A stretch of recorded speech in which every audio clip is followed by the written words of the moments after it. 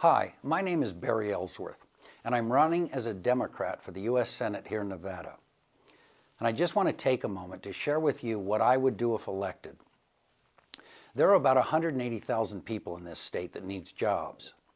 We also need to rebuild our aging infrastructure.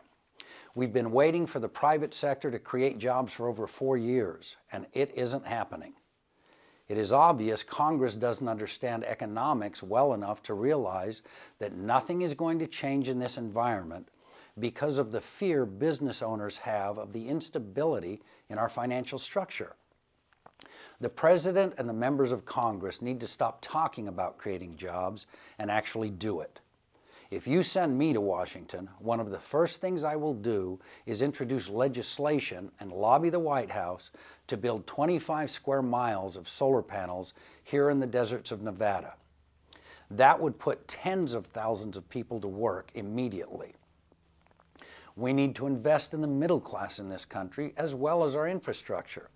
Doing this would accomplish both and give us a tremendous return on our investment for years to come. We also need to upgrade our electrical grid and repair or replace our aging bridges, roads, and sewers.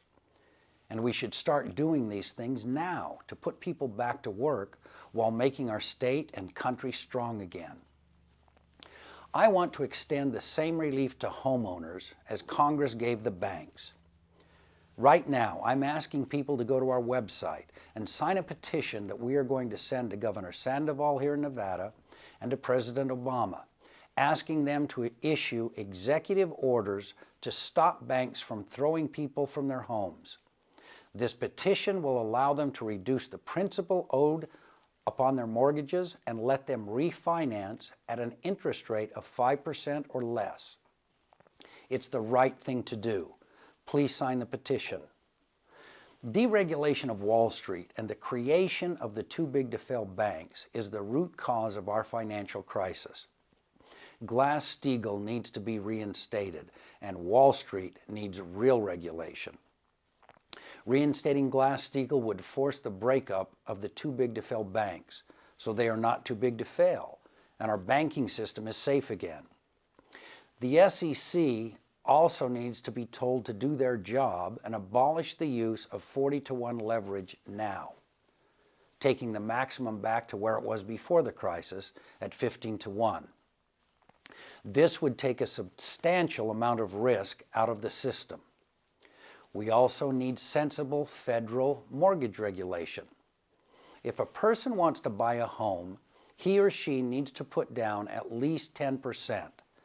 The bank then has to actually pick up a phone and verify that the person works where he or she says they do and that they are creditworthy. If we would have had these simple regulations in place, we would have never had the housing bubble. We would also need federal usury laws that will stop anyone from charging more than 10 points above the established prime rate.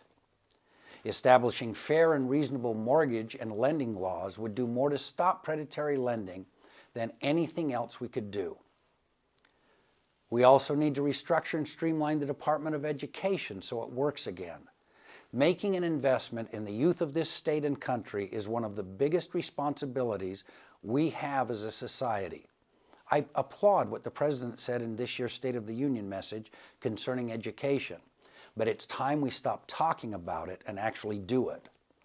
It is immoral to place large burdens of debt on the backs of young people, and the practice needs to stop. It appears that Washington has engaged in the deliberate destruction of the middle class for over a decade, and it's time we stood up for everyday Americans. Right now we have a broken tax system. It is overly complex and filled with loopholes which allow multinational corporations to make billions of dollars in profits each year while paying no taxes. Meanwhile, our small businesses are left out in the cold.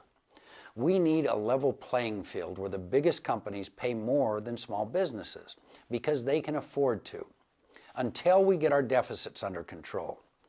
The same goes for individuals. I would immediately introduce legislation to repeal the Bush tax cuts for the wealthy, and I will not vote for any bill that puts a greater burden on the middle class and the poor.